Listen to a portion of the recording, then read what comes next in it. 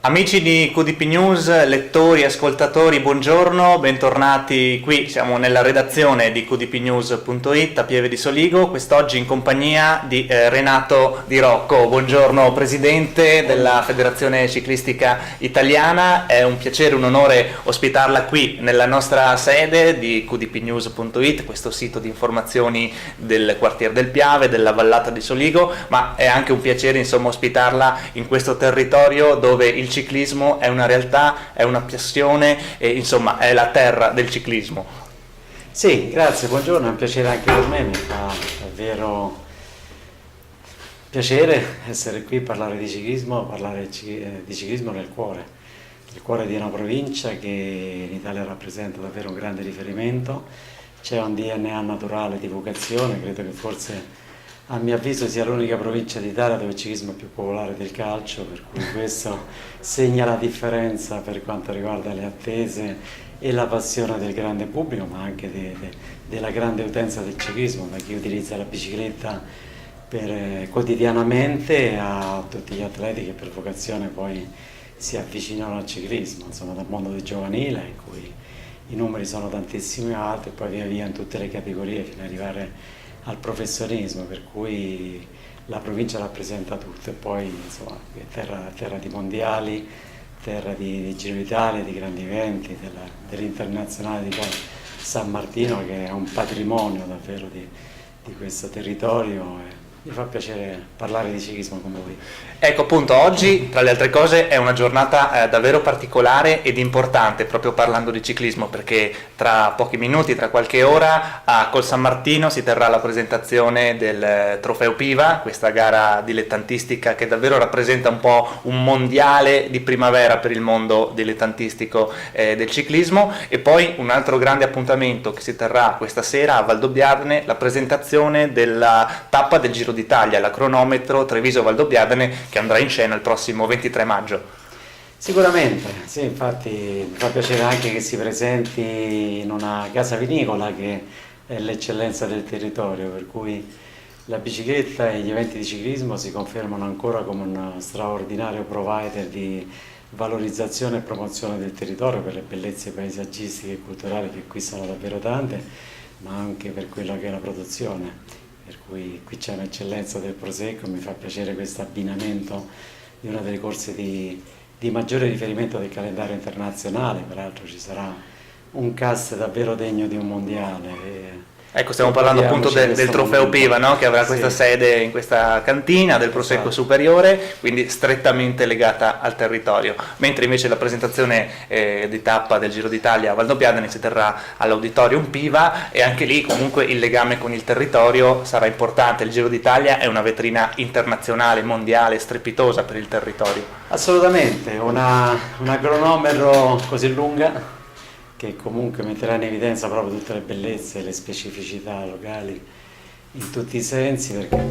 tutto il territorio del Prosecco. Tutta la marca trevigiana, da Treviso fino a Valdobbiadene. Ed è anche una sfida in chiave tecnica, perché erano anni che le grandi corse a tappe non avevano delle cronometri individuali di così lungo chilometraggio, per cui fa discutere, se fa discutere evidentemente interessa e appassiona di più, per cui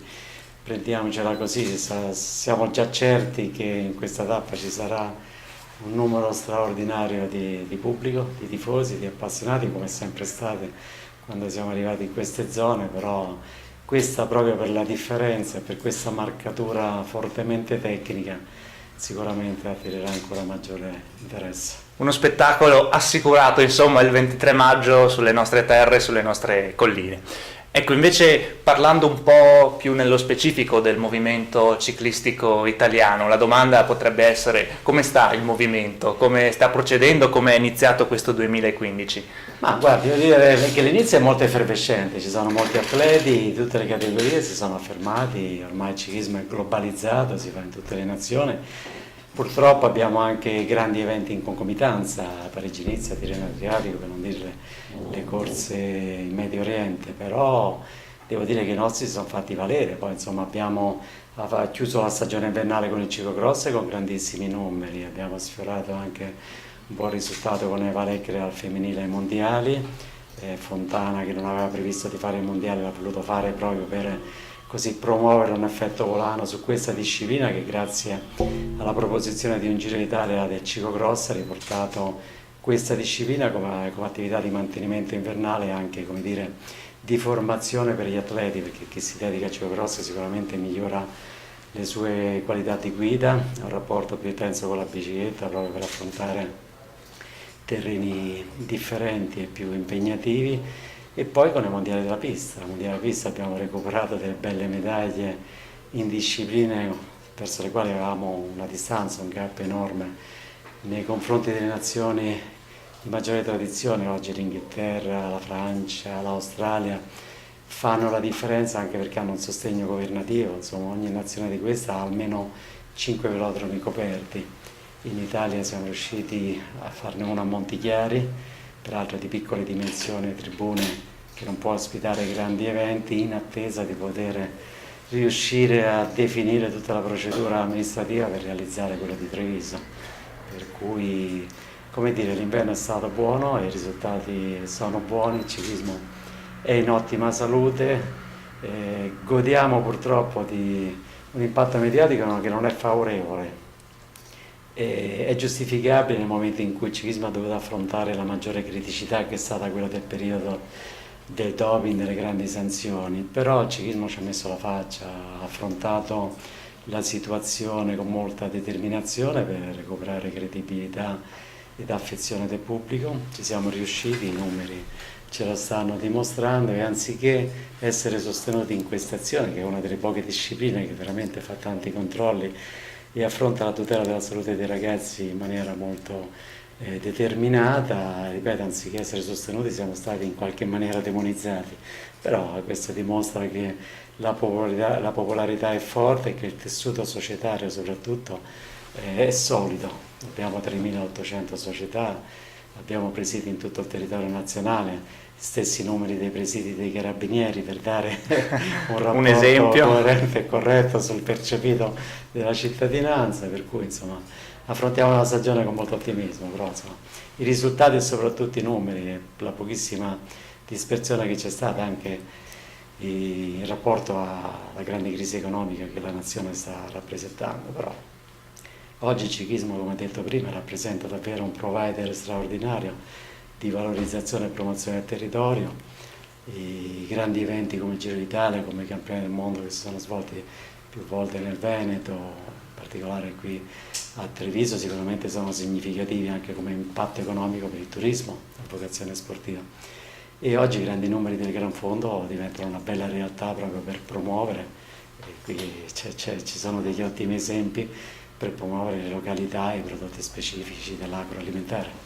Ecco, a proposito invece dell'interesse, della credibilità, no, che questo sport pian piano, dopo i numerosi scandali del passato relativi al doping, sta recuperando, forse passa anche grazie a dei personaggi che hanno fatto delle scelte importanti. Uno su tutti, il CT della nazionale, Davide Cassani, che ha, come dire, fatto un passaggio netto tra un ruolo da commentatore tecnico a commissario invece tecnico della nazionale, ad allenatore, una persona deliziosa, credo.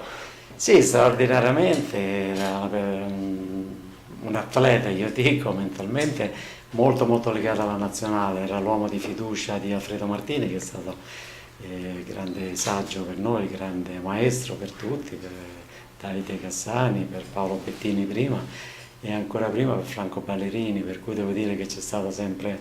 una catena di rapporti umani prima e poi di valenze specifiche e tecniche. Davide ha fatto una scommessa con se stesso che è stata molto apprezzata. Devo dire a onor del vero che dopo Franco Ballerini poteva anche essere il momento di Davide, perché era da anni che faceva capire che c'era questa propensione e questo attaccamento all'azzurro molto forte. Gli abbiamo chiesto un sacrificio all'epoca perché c'era un cambio anche di commento a livello di televisione, e siccome Davide ha una voce di riferimento e una competenza specifica di altissimo livello, insomma era più giusto farlo rimanere come commentatore, perché il grande pubblico ha bisogno comunque di notizie certe, vere, di raccontare il ciclismo al di fuori anche degli aspetti squisitamente tecnici, e Davide è stato straordinario in quel ruolo, ma lo è ancora di più oggi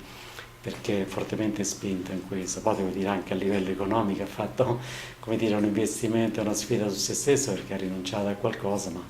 questo ha dimostrato quanto fosse forte per lui questo incarico. L'attaccamento alla maglia azzurra, insomma, della nazionale. Assolutamente, ma poi come vedete lo sta sviluppando in una maniera molto innovativa, insomma tutto il percorso tecnico non tralascia nulla, tutte le esperienze vengono acquisite da chi prende il posto e le sviluppa, insomma lui ha voluto incentivare i mini raduni che aveva iniziato Paolo Bettini per allungare la vita della maglia azzurra dei professionisti perché di fatto facevano solo una corsa all'anno per il mondiale. Già con Franco Ballerini avevamo tentato di allungarla perché i professionisti, come sono impegnati nel loro calendario con le squadre di club,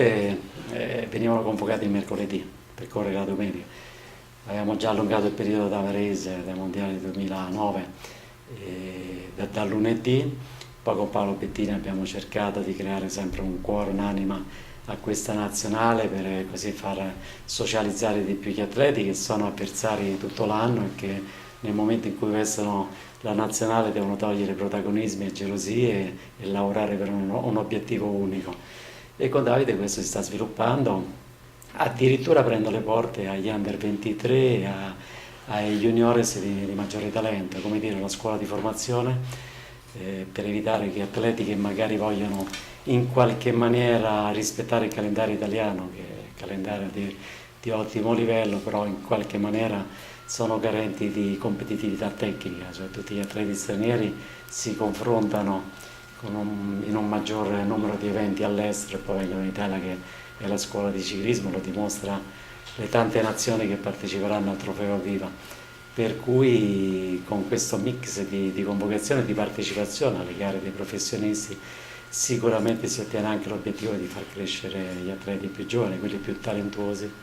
Far crescere una sorta di vivaio e poi parlo da appassionato anche magari di riuscire a vedere qualche bel risultato che magari nel mondiale, nelle corse più importanti forse manca da un po'.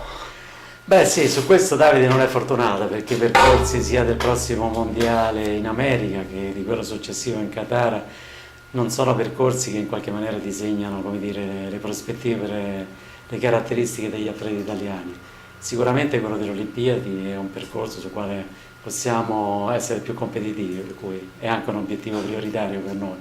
Però insomma vediamo, sai, poi le corse le fanno sempre i corridori. Certo. Partire perdenti mai, insomma chi veste la maglia azzurra deve dare il massimo e ci può stare che possa... E qualche bella sorpresa ce la regalino, insomma, i ragazzi. Sicuramente. Ecco, a chiusura di questa nostra piccola e breve chiacchierata, prima di lasciarla agli appuntamenti, insomma, di questa giornata di cui parlavamo, impegnativa, dedicata al ciclismo, si è parlato di Olimpiadi. Recentemente lei, insomma, aveva espresso un parere positivo alla candidatura di Roma 2024. Come sta procedendo, diciamo, questo aspetto per l'Olimpiade di Roma? Ma devo dire che l'entusiasmo c'è, le competenze credo anche per mettere in piedi un progetto di candidatura molto molto professionale e molto molto competitivo, altrettanto la città di Roma sicuramente ha un appeal già suo al naturale per le bellezze e per il richiamo turistico. Si tratta di essere un po' più attenti per quanto riguarda le procedure